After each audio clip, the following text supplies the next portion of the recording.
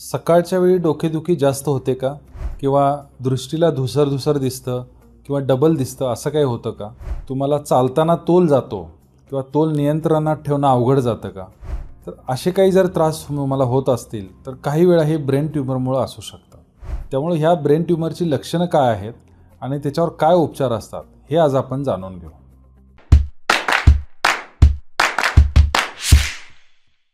नमस्कार, मी doctor Ravindra Patil, director आणि consultant neurosurgeon, समर्थ neuro आणि सुपर स्पेशालिटी हॉस्पिटल सांगली. समर्थ हॉस्पिटल हे सांगली मिरज परिसरातील पहिलं 100 बेडचं सुपर स्पेशालिटी हॉस्पिटल आहे, जे पूर्णपणे मेंदू आणि मणक्याचे विकार आणि त्याचबरोबर गंभीर अपघात असणाऱ्या रुग्णावर उपचार करण्यासाठी सदैव तत्पर आहे. मेंदूचा ट्यूमर हा मेंदूमधल्या पेशी ज्या असतात त्याच्या अनियंत्रित वाढीमुळे होतात. साधारणपणे हे ट्यूमर काही वेळा बिनाईन म्हणजे अगदी साधे असू शकतात किंवा मॅलिग्नंट म्हणजे कॅन्सरस असू शकतात. ह्याची लक्षणं काय असतात? तर ह्याची जी लक्षणं असतात ही तो ट्यूमर कुठल्या जागी आहे, त्याचा वाढीचा वेग किती आहे, स्लोली वाढतोय का फास्ट वाढतोय, साधारणपणे ह्या दोन गोष्टीवर किंवा ती बिनाईन आहे का मॅलिग्नंट आहे ह्याच्यावर अवलंबून असतात. डोकेदुखी हे मेंदूच्या ट्यूमरचे सगळ्यात कॉमन लक्षण आहे.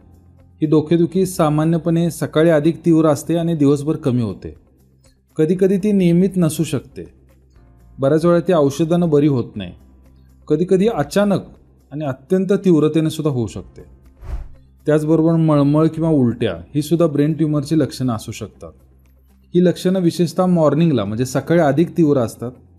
त्याचबरोबर काही खाताना किंवा पिण्याचा प्रयत्न करताना वाढू शकतात.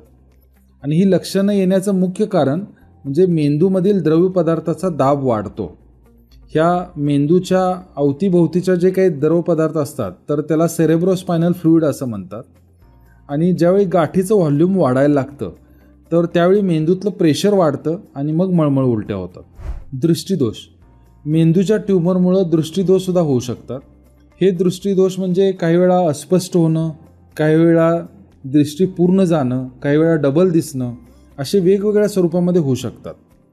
त्यामुळे तुमच्या लिखाण, वाचन किंवा ड्रायव्हिंग किंवा असं काही बारीक काम तुम्ही करत असाल तर त्याच्यामध्ये अडचण येऊ शकते. ताळमेळाची समस्या म्हणजे संतुलन राखण्यामध्ये अडचण येणं.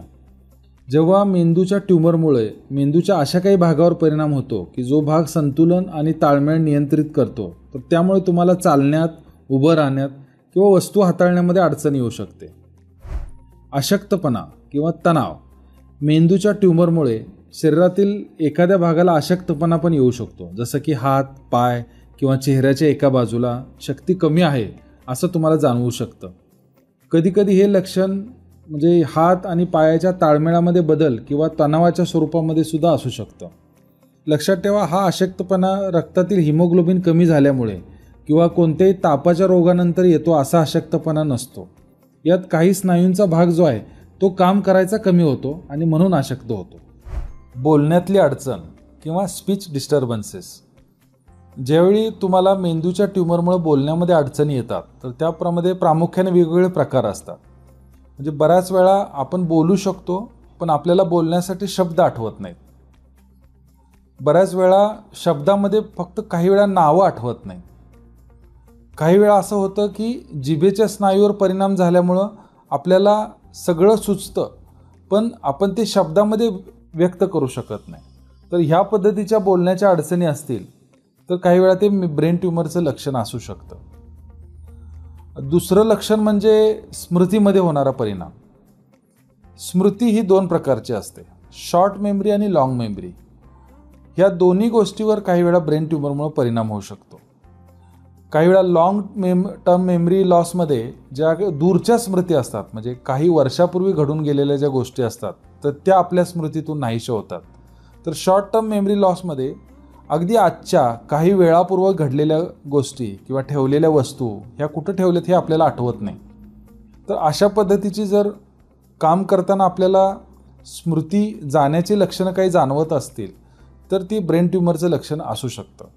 अर्थात ही लक्षणं आहेत म्हणजे आपल्याला ब्रेन ट्यूमर्स आहे असंही कोणी मानू नये, कारण ब्रेन ट्यूमरचं कन्फर्मेशन करण्यासाठी ह्या लक्षणाबरोबरच इतर काही लक्षणं असणं गरजेचं आहे. त्याचबरोबर तुमच्या इमेजिंगमध्ये सुद्धा ब्रेन ट्यूमर दिसणं गरजेचं असतं. मूड किंवा वर्तनामध्ये बदल. आता ह्या ट्यूमरमुळे बऱ्याच वेळा मूडमध्ये किंवा मानसिक अवस्थेमध्ये किंवा वागण्यामध्ये बदल होऊ शकतो. ट्यूमर असणारी व्यक्ती अचानक काही वेळा चिंताग्रस्त किंवा चिडचिडी होऊ शकते. तिच्या स्वभावामध्ये बदल होऊ शकतात. तर ह्यामुळे त्याच्या कौटुंबिक आणि सामाजिक जीवनावर वाईट परिणाम होऊ शकतो. फिट्स येणं किंवा फेफरं येणं हे ट्यूमरचे गंभीर लक्षण आहे. फिट्स हे अचानक शरीराचं नियंत्रण गमावणं, हातापायांना झटके येणं, जीभ बाहेर येणं, तोंडातून लाळ येणं, डोळे पांढरे होणं, अशा पद्धतीची लक्षणं ह्या फिटेमध्ये होऊ शकतात. त्याचबरोबर थकवा किंवा झोपेच्या समस्यासुद्धा उद्भवू शकतात. तर ब्रेन ट्यूमरग्रस्त असणाऱ्या व्यक्तीला दिवसभर थकवा जाणवतो, शक्ती कमी झाल्यासारखं वाटतं, त्याचबरोबर रात्री नीट झोप लागत नाही. तर अशा समस्यांचा सामना करावा लागू शकतो. सावधानता. मेंदूच्या ट्यूमरची लक्षणं ही साधारणपणे अगदी आपल्या किरकोळ आजारांसारखी काही वेळा असू शकतात. त्यामुळे ती आपल्याला लक्षात येत नाहीत आणि मग मात्र आपला आजार पुढं गेल्यानंतर आपल्याला लक्षात येतं. पण त्यावेळी बऱ्याच वेळा उपचार करणं हे अशक्य होऊन बसतं. त्यामुळे अशा पद्धतीची कुठलीही जर लक्षणं असेल तर वेळीच आपल्या डॉक्टरांचा सल्ला घेणं, ते सांगतील त्याप्रमाणे इमेजिंगची तपासणी, उदाहरणार्थ सिटी स्कॅन, MRI ह्या गोष्टी करून घेणं आणि आपलं निदान लवकर करून घेणं हे खूप आवश्यक असतं. तुमचं निदान जर वेळेत झालं तर बऱ्याच वेळा आजार हा 100% काढून टाकता येतो आणि तुमचं लाईफ हे नॉर्मल राहू शकतं. पण बऱ्याच वेळा जर निदान करण्यामध्ये उशीर झाला तर मात्र ह्या आजारावर मात करणं हे काही वेळा अशक्य होऊन बसतं.